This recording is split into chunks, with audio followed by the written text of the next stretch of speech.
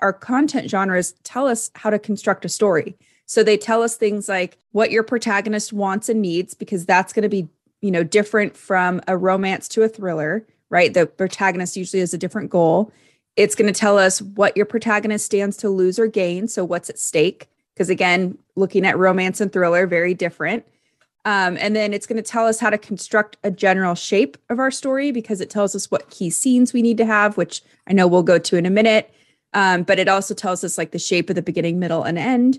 And then they tell us, content genres tell us what emotions our readers want to feel. So again, different from romance to thriller. Welcome to the Fiction Writing Made Easy podcast. My name is Savannah Gilbo, and I'm here to help you write a story that works. I want to prove to you that writing a novel doesn't have to be overwhelming.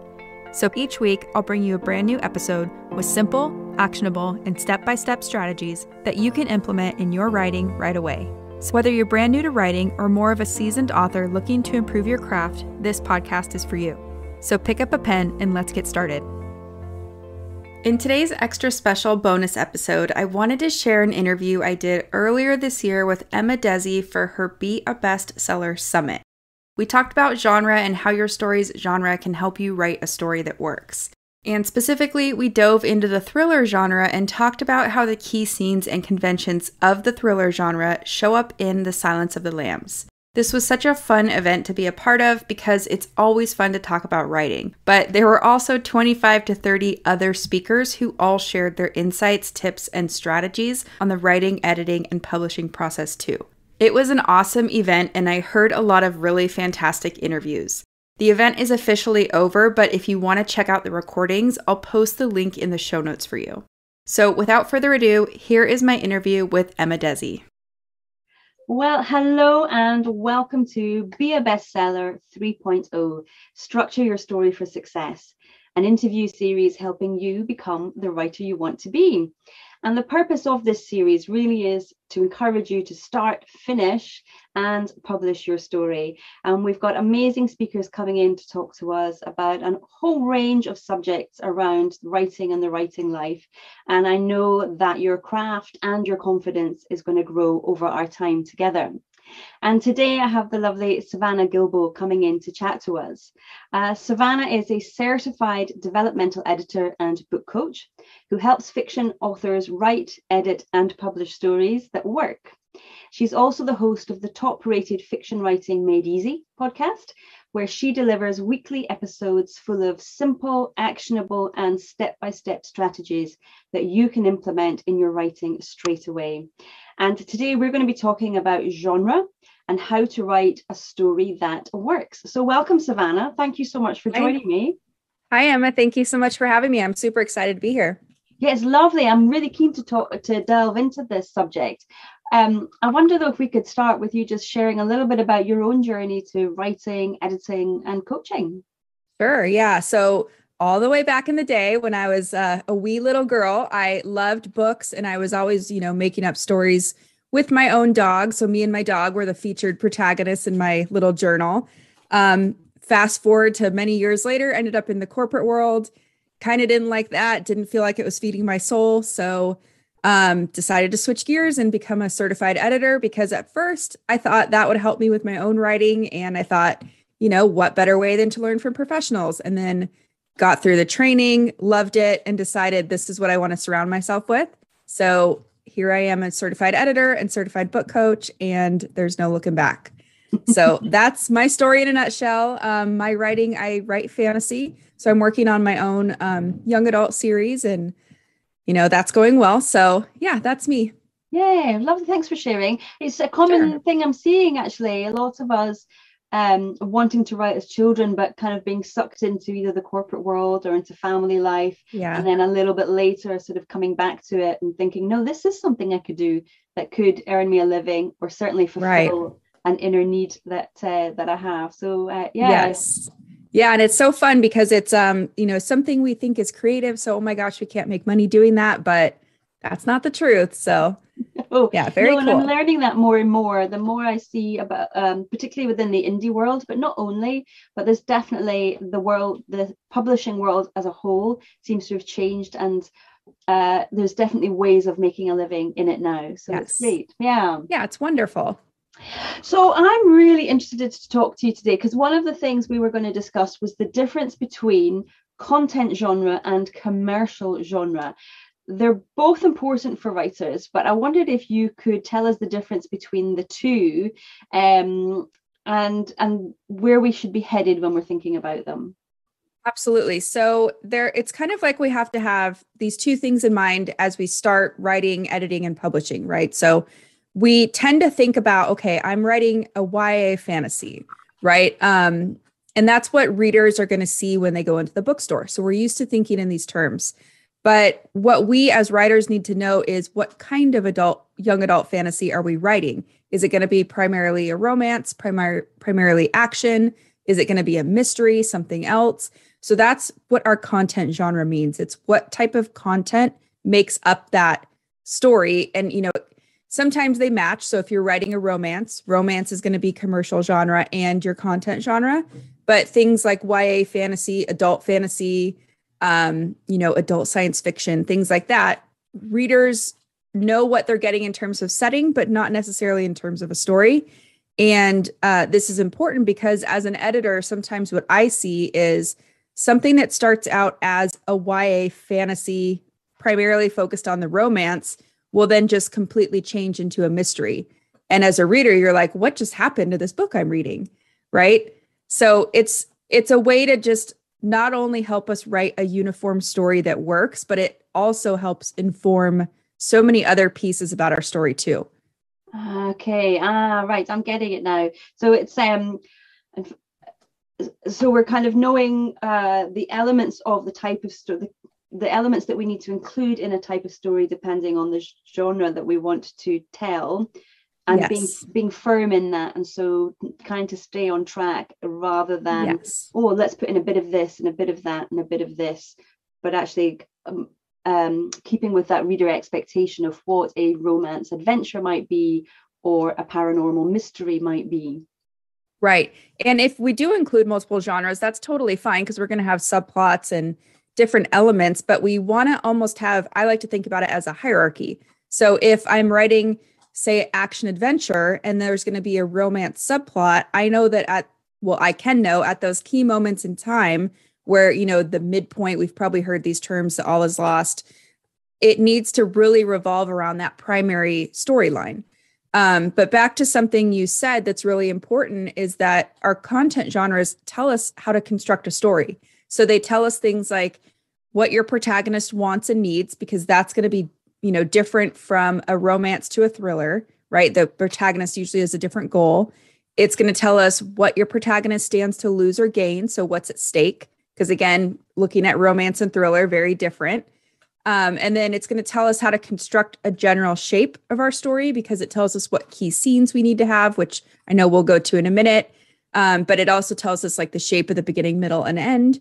And then they tell us, content genres tell us what emotions our readers want to feel. So again, different from romance to thriller. Excuse me. It also can help inform our theme. So, thrillers say something about survival and bravery and things like that, where romance talks about the power of love. So we get all this information from just our content genres. But if you think of YA fantasy, it's like we know there's probably magic and maybe wizards and elves in a cool world, but what else, right? Mm-hmm. So is that then where the difference comes in between the content genre and the commercial genre? Yeah, because the commercial genre could be something like a cozy cat mystery, right? Like that one's a little bit more straightforward because we know it's a mystery, but that's what a reader is coming to the bookstore saying, I want a cozy cat mystery, or I want young adult fantasy. So I read a lot of sci-fi and fantasy as an example, and there are certain types I gravitate towards, like I tend to like things with a heavy romance. I also like a lot of action adventure. But I might not gravitate immediately towards something that reads like a horror story, even though I like horror, but it's just not my general flavor. So if you start thinking about the types of stories you read and the types of stories you write, even if you do write something like YA fantasy or science fiction, whatever, there's probably a type of story you read, Mm-hmm. So I don't know about you. What do you like to read? I read a lot of women's fiction, which Okay. seems to be one of these slightly fuzzy genres. And to date, that's what I've been writing as well, is women's fiction. But I know So, that that can come as historical, that can come as contemporary, that can come as fantasy as yeah, well, depending on I guess, the content that's involved in the journey that the right. character is going through. Yeah, and that Um, can have different flavors too. So like you're saying it's women's fiction, that's how you're going to market it, right? And that's mm, maybe what readers will know that word. But that doesn't necessarily always tell you how to craft it, no, right? I no. mean, I don't know if you've had trouble with that, but Yeah, a little bit. And so, and maybe I'm going off topic here a little bit, but I do judge it on the cover. So I right, look at the imaging that's on the cover, and then I can think, okay, that's the type of women's fiction that I like. It's contemporary, it's a little bit right. angsty. I know there's going to Yeah, be a mum in there who's having some midlife crisis of some sort, and she's going to right, work her way through that. So for me, that's the sort of women's fiction that I enjoy. But I do see right. a lot of women's fiction advertised, but it's very romance heavy. And Right. so it's kind of fuzzy And sometimes. that's a Yeah. fun thing you brought up about the covers, because going back to something like fantasy, it's kind of the same thing when I go to a bookstore or I'm online. I'm like, okay, well, I know I want fantasy, but I don't want this type, or I do want this type, right? So it's kind of like readers, we know what we're trying to get, but we don't know the word content genre as a reader, right? But as a writer, we need to know that because we need to give readers the flavor and that reading experience that they want. Because, Mm-hmm. like you said, you want something specific versus, a really heavy romance. Yeah. So, Yeah. anyway, Yeah, no, it's really interesting. I find it fascinating. The more I delve into it, the more the sort of psychology behind it all I find really interesting. yeah, Um, so each content genre, then, if we're looking at that, that has a sort of key set of scenes that we want to be looking at, and some conventions that are within those content right. genres. Um, so what should we be looking out for? How can we incorporate those into our story to make sure that it works? Sure. So let's talk about key scenes first, because that's probably the easiest. And we'll look at the thriller genre as an example. I'll talk through some key scenes and then how that shows up in Silence of the Lambs, because I know that's a pretty popular story. But basically, key scenes are the major events that move your protagonist from A to Z. And you've probably heard things like the first plot point, the midpoint, all is lost moment, the climax, things like that. So basically, what your genre tells you is what flavor those are going to be or how they're going to show up, because the climax in a romance story is going to look very different than the climax in a thriller. Mm-hmm. Um, so that's it in a nutshell, but let's go into thrillers. So the first key scene that you're going to need is that there's some kind of inciting crime with at least one victim. And at this point, we should know, okay, there's a master antagonist behind this. I mean, we might not know who, but someone out there is behind this. Mm-hmm. And so in Silence of the Lambs, the example here is that Catherine Martin, I believe she's a senator's daughter. She's gone missing, and the FBI thinks that she was probably kidnapped by a serial killer called Buffalo Bill. So that's our big inciting crime. He's a serial killer. That's a master antagonist, right? Yeah. So that's key scene number one. The second key scene, which usually occurs around the end of Act Two, is a scene where the protagonist decides, I have to stop this bad guy, and save the victim, because so whatever happens, it's usually some personal tie to the protagonist. So like if I don't step in, what's going to happen? And it kind of cements their way forward. Okay. So in Silence of the Lambs, Clarice Starling and the FBI want to catch Buffalo Bill, because if they don't, he's going to move on to other women, right? Not very good. Mm. And Clarice has a personal tie to this because she's asked to, right? You can't really say no to your boss, but also she wants to prove herself within the FBI, which is very male dominated. Mm-hmm. She also has this connection kind of starting with Hannibal Lecter. So, a great example of why it's personal for three reasons. So that's, you can see my puppy back there. Sorry. He's 4 months old, so he's a little devil. But key scene number three this is usually around the midpoint. So let's see. I'm so sorry. Let me just get this real quick. I had my notes up. Yeah, just thinking about that, the relationship as well between Clarice and Hannibal. I mean, that's kind of, would you say that that's almost a subplot as well going on there? Because it's a more of a personal relationship than just let's find the baddie relationship. For sure. Yeah. And it's very interesting because Hannibal is a great example of someone who he has his own agenda. It might seem like on the surface, like, oh, he's, it's all about Clarice, blah, blah, blah, but he's got his own agenda. He wants to get out of there. So it's very interesting. And what's also interesting is he really helps push on Clarice's wound, or kind of how she has to change, because he helps build her confidence in a way. And even though he's kind of a bad guy, he helps her out. So I don't know. It's interesting. But okay. So back to these key scenes. Key scene number 3 is usually around the midpoint. And this is usually when the protagonist has a revelation, or they learn, okay, this is what the antagonist wants, and this is why they want it. So it ups the stakes, and now it's going to feel even harder for them to go after the antagonist. So it's kind of a fun, I like to look at it in terms of questions. So at that last key scene, it was like, am I going to commit and go after them or not? And here it's like, I've learned new information. Am I still going to go after them or not? So it's escalating it and still asking that question. And then, like we keep talking about, in something else, like a romance or a crime story or a horror story, these are going to feel different. So the stakes are going to escalate at each of these key moments, but they're going to be flavored or colored in differently. One thing I was thinking about, another word that we often hear around this is the idea of tropes. So our conventions are different to our tropes. Is that right?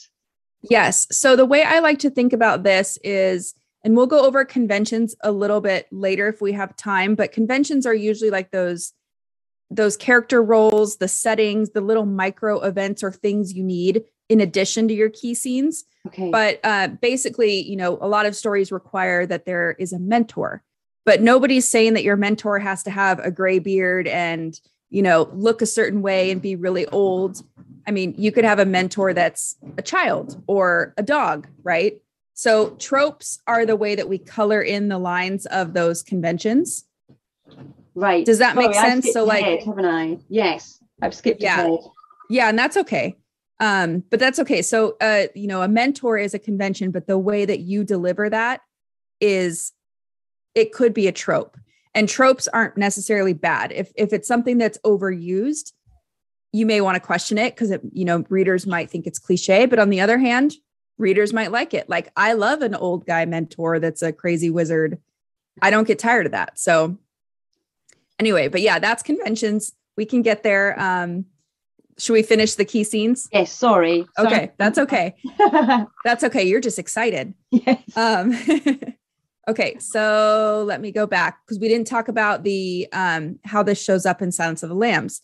So the key scene number 3, when they learn what the antagonist wants and why, this is when Clarice realizes that Buffalo Bill wants to be a woman, or he wants to present as a woman. Mm-hmm. So this is when Hannibal Lecter says, hey, you might want to look into people who have applied for sexual reassignment surgery. And that's her, she goes, okay, what does this mean? How does that change my goal? Things like that. And it's interesting because, and I told you I could talk about this all day, but it's interesting because the reader and Clarice don't necessarily know that this is a scene that delivers what the antagonist wants and why, but the author knows that, hey, I'm giving you a big clue about what the antagonist wants and why. And in hindsight, you're going to really understand. Like, the stakes do feel raised, but in hindsight, you're really going to understand how they were raised. So it's kind of fun. Clever. Yeah. Yeah. Okay. So after that, number 4 is there's an all is lost moment. So this is a typical term we hear where it's like the worst thing ever happened to your protagonist. They feel like nothing's going to work out. But in a thriller, this is when usually the stakes are upped again. So they learn something or something happens. And whatever happens, as the author, that this is going to move them toward their final confrontation with the antagonist. So it's locking them in. And again, readers might not totally see this on the surface. They may, depending on the type of story. But in Silence of the Lambs, this is when Clarice learns that, oh my gosh, Hannibal's escaped. He's my mentor. I have to figure this out on my own. Right. And then shortly after she learns that Buffalo Bill knew his first victim personally. So that's a huge clue that says I can go back to his hometown, figure out what this means, why they have this relationship. Does this lead me closer to him or not? And if you remember, her boss has gone somewhere else. Mm-hmm. So she's committing to kind of that final confrontation, even though she doesn't know it. Mm-hmm. Yeah. So pretty interesting. It is. Gosh, talking about it again, I'm like, oh, I've got to go back and watch this. Yeah. In a while. Perfect for Christmas time, right? So that's wonderful. So really we can see through this then that we've got our inciting incident or inciting crime. And with each of the plot points that you're giving us here, these key scenes that you're giving us, 2, 3, and 4, end of Act 1, midpoint, and the all is lost. We're seeing then that rising action and clearly happening here, because each time the stakes are being raised until we get to that. Right. I'm guessing you're going to give us plot point, key scene 5, which is the climax. Would that be right? Yes. And so I like how you just said it's the rising action, because, when you typically study story structure, they'll give us, kind of vague things that, in a story at the midpoint, there's usually the stakes are raised. And it's like, okay, cool. Some writers can take that and run. Other writers are like, I don't know what that means and I don't know what to do. So these content genres really help us say, okay, in a typical thriller or in a typical romance, here's how that happens. And you kind of just want to escalate whatever is at stake. So in a thriller, it's usually like their life or their safety, right? So every time we escalate, we're saying Catherine Martin's life, maybe even the general population is getting more in danger. Clarice is certainly getting more in danger. So it's really interesting once you start seeing things in terms of content genre, because you're like, oh my gosh, this makes total sense. Yeah. It feels really clear, really delineated, this nice kind of smooth roadmap of how you keep that tension high and keep building it. Yeah. And it's a fun way to keep us on track, because I know for me personally and a lot of writers I work with, it's like you can start with the crime or something. And then it's like, but this subplot with the romance is really cool. And then that becomes a bigger thing. And then by the end, you're kind of like, well, what did I just write? I don't even know what this is anymore. So anyway, it's a fun way to keep us on track. But key scene number 5 is the climax. So this is when the protagonist faces the antagonist and they either succeed or they fail. So they either stop them or they fail to stop them. And in Silence of the Lambs, you probably remember this is when Clarice follows Buffalo Bill into the basement and then he turns the lights out. Mm-hmm. So she's totally at the mercy of Buffalo Bill. And it's like, what's going to happen? Who's going to survive? Right. Because she's alone too. And the FBI doesn't know she's here. So it's one of the best endings ever, isn't it? And you just, I love it. The palpitation. Yeah. I love it. So that's number 5. And then number 6, is when we find out whether the protagonist has brought the antagonist to justice or not. So sometimes we see this on the page. Other times we might hear, I'm just making this up, but your boss calls and says, hey, this guy got put away or whatever.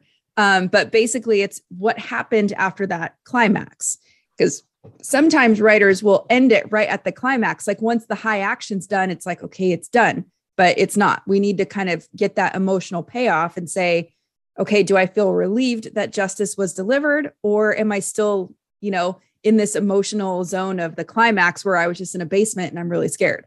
Uh-huh. So in Silence of the Lambs, we know that Clarice shoots Buffalo Bill and he dies. And then Catherine Martin is safe. So Catherine's safe. Clarice is safe. The world is safe, but Hannibal Lecter's still out there. So those are the key scenes. Yeah, I love that. So I wonder if I could just ask, key scene number 3, that midpoint. I've heard, would that be the same as, the mirror moment where we're kind of halfway through and suddenly the character either sees something about themselves reflected in the story or sees how they want to be going forward? So would that be the same sort of thing, just a different way of talking about it? Yeah, I think all midpoints probably need to include that mirror moment. And something we didn't talk about earlier is this idea of external and internal genres. So a thriller is very external, it's the plot. And then there's going to be internal genres, like in Silence of the Lambs, Clarice goes through a worldview arc. So her worldview changes and her confidence changes, her place in the world changes as a result of the plot. So at this point where, Hannibal at the midpoint, he's kind of like, hey, you might want to look into people who have been denied sexual reassignment surgery. They have this exchange. And after that is, I think shortly after that is when they have or maybe it's during this moment, I can't remember off the top of my head, but there's a moment where the quid pro quo, right? So tell me something, I'll tell you something. And she has to face that darkness in her. So that's kind of that mirror moment for her, is like, am I going to delve into my insecurities and share them with this crazy man behind bars? Mm-hmm. Or am I going to not and jeopardize the case? So it's kind of like she has to decide somewhere around that time, who am I going to be? Mm-hmm. Oh, it's tough. Yeah. Yeah. And then that key scene 6, would that be what we would sometimes call the denouement, that kind of just rounding things off? And yep. Yeah. Cool. Yeah, it's fun. A lot of writers, I notice, they go through that moment really quickly. But if you think about when you read, I always think about a romance because it's such an easy one to just feel. When the couple gets together and you just kind of breathe that sigh of relief, you kind of want to sit in that for a minute, or even in a thriller after the high action, you want a minute to be like, okay, good. Order has been restored. I feel happy, so it's really important because those are the feelings readers want. They want all the high action, but they also want to come down from that. Yeah, I guess that gives that feeling of completion. Okay, yes. Now we've tied everything mostly together. Lovely. And so, sorry, I jumped ahead before. I wonder if you could mind me taking you back to the idea of conventions. Sure. What are the conventions that we should be kind of aware of? Right. So these are different for each of the genres too. And there's usually about 10 per genre. There could be a little more, could be a little less, but I have found for each of them, there's about 10. And I can go through them quickly for the thriller genre. We can just look at quick examples from Silence of the Lambs. So number one, we know that there's a crime with at least one victim. So we talked about that in the key scene. And in Silence of the Lambs, this is Catherine Martin. Number 2, the protagonist's goal is to stop the antagonist and save the victim. So a thriller protagonist can't really be no protagonist can be passive, but a thriller protagonist, their life is at stake. So on some level, so they can't really be passive. Mm-hmm. And this is Clarice. She wants to help the FBI catch Buffalo Bill. So then the third thing you need is an antagonist who seems intent on destruction at the expense of others. Because without that, your thriller is not going to work. Yes. And in Silence of the Lambs, that's Buffalo Bill. He's not going to stop killing until maybe his project is complete. We don't really know if he would stop after that. Number 4 is that there's a MacGuffin, and a MacGuffin is just something specific that the antagonist wants. So in Silence of the Lambs, Buffalo Bill wants to create a woman suit. Sorry, everybody, but he wants to create a woman suit because he wants to look and feel like a woman. So that's his specific thing that it's not very important to the plot necessarily, but it's like he's only going forward to achieve that thing. Mm-hmm. So it is important in a way. Number 5 is that there are clues and red herrings. So clues are usually true things that show the protagonist here's the right way to go. Red herrings are usually things that are not true, but they kind of distract or mislead the protagonist. So in Silence of the Lambs, Clarice is given a lot of clues by Hannibal. She's also given some MacGuffins just by things the FBI uncovers that who knows if they're real or not. Okay. So that one's pretty fun. And then number 6, quickly, there are usually multiple lives at stake. So you're not writing a thriller unless there are multiple lives at stake, including your protagonist at some point. Doesn't mean that has to be the case the whole way through. but we need that, sense of danger. Okay. Yeah. And so in Silence of the Lambs, I mean, there's a serial killer on the loose, and we know through the plot that Buffalo Bill typically kills his victims within 3 days. So there's a nice ticking clock there too. And actually that's something else that midpoint does usually, is it stamps that ticking clock, or it starts it. So just something to keep in mind. Sometimes it's a little earlier, sometimes a little later, but there always needs to be that ticking clock, which is convention number 7.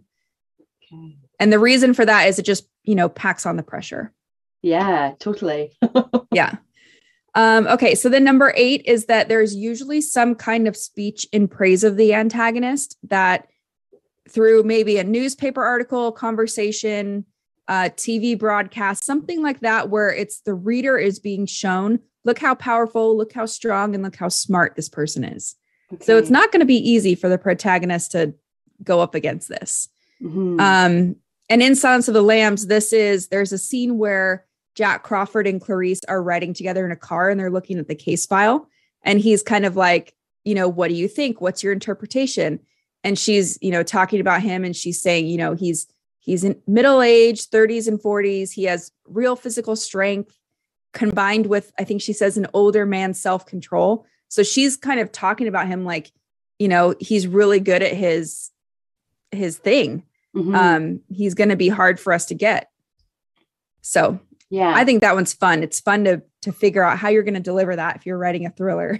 Yeah. And presumably too, it kind of adds it humanizes that antagonist as well, gives them you see more into them and see them in a more light and shade, because they've got something good about them too, or something strong about them. Right. And it's fun because it could be a thing that humanizes them, as well as something that makes them really terrifying at the same time. And something that comes to mind, because this is a convention of the horror genre as well. And I remember it's funny because Michael Myers in Halloween, he's less human than Buffalo Bill, I would say. And we hear about his backstory. So we hear that he I think saw one of his siblings get murdered. He was just horribly treated as a child. So it's you understand more about them. And then you're like, but wait, that makes them even scarier. So it's fun. I think it's fun. Number 9 is that there's a shapeshifter character. So this is somebody who says one thing and does another. And this one's fun because Buffalo Bill literally wants to change his shape. He wants to be a woman or present as a woman. And then Dr. Chilton, the guy who kind of runs the place that Hannibal's at, he presents as a helper to Clarice. He's, oh, let me get you back there. Let me do this for you. But really, he's got his own agenda. So he's kind of a shapeshifter. And then Hannibal is a shapeshifter in a way because we expect that he's going to be a terrible person. And in a sense, he is, but he also helps Clarice. Mm-hmm. So he's kind of interesting. Like a creepy kind of mentor character as well. It's almost like totally under his wing and thinks, I'll make you better. I'll improve yes. you. Yeah, totally. It's really cool. And then number 10, finally, there's usually a false ending that involves a twist or a surprise. So this one's awesome in Silence of the Lambs. It's when Jack calls Clarice and he's like, hey, we're about to close in on Buffalo Bill over in Ohio. And she's like, okay, great. I'm over here following up this lead on James Gum. And then she knocks on the door and we see Jack Crawford knock on the door at the same time. And the house that Jack's at is empty. So we as a reader and viewer, were like, oh, he's closing in on Buffalo Bill. Surprise, he's not. And Clarice is at the real house. Okay. So it's kind of a fun false ending. I know, it gives me goosebumps. I love it. But yeah, those are the conventions in a nutshell. So characters, settings, little micro events like a speech in praise of the villain that help us write a book of our genre choice. Yeah, this is great. Thank you so much for going into these. I'm getting a bit conscious of time, but yes, I know we wanted to talk a little bit and you let me know what you think we've got time for, but looking at the theme a little bit about how genre content can inform the theme. Right. And And interestingly, yes, the emotions that you want the reader to have as they are going through the story. And maybe we could use maybe an action story here to illustrate that, if that's possible.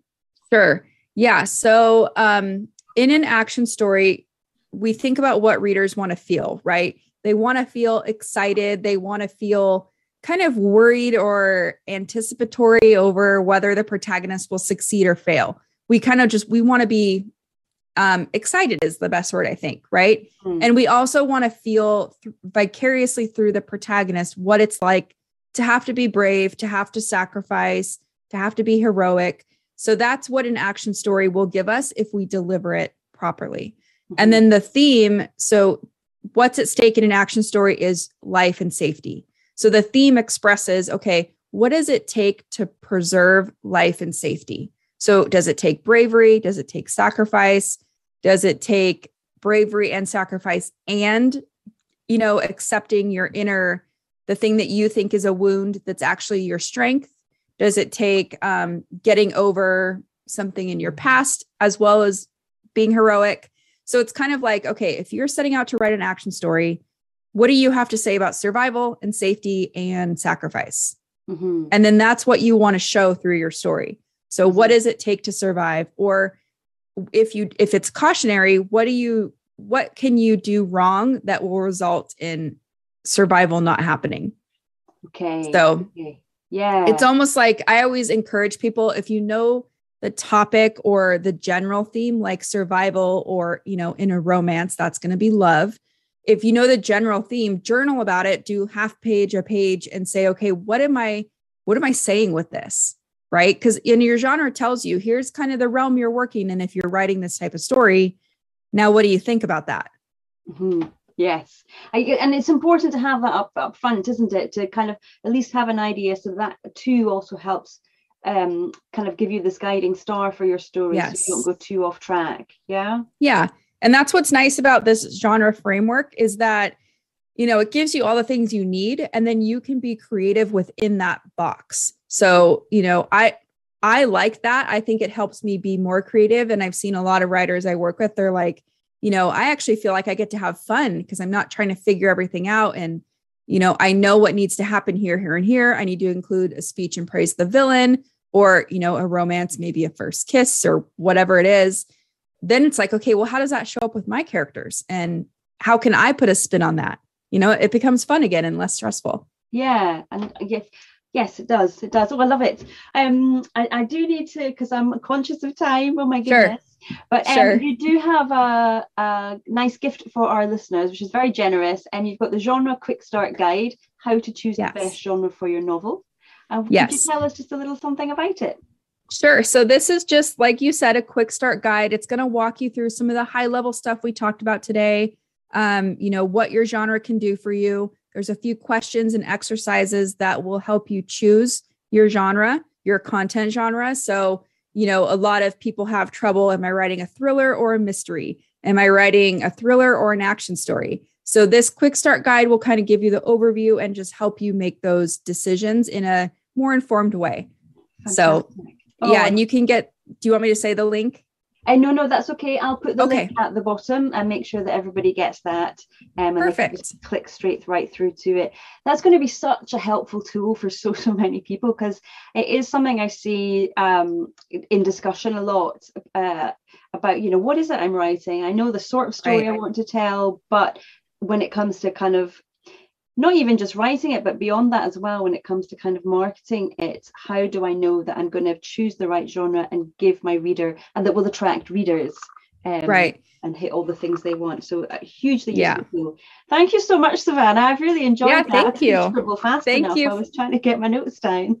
Thank you for having me. And I feel like we could talk about this stuff all day. So I don't know. I hope everybody liked it, and I hope everyone's writing goes really well. Thank you. Thanks so much. Yeah, thank you.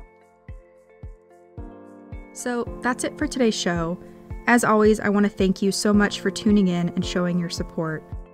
If you want to check out any of the links I mentioned in this episode, you can find them over at savannahgilbo.com/podcast. And if you haven't done so already, make sure you subscribe to the show, because there's going to be another brand new episode coming out next week. If you're an Apple user, I'd really appreciate it if you took a few seconds to leave a quick rating and review. Your ratings and reviews tell iTunes that this is a podcast that's worth listening to. And in turn, that helps this show get in front of more fiction writers just like you. So that's it for today's show. I'll be back next week with a brand new episode. Until then, happy writing.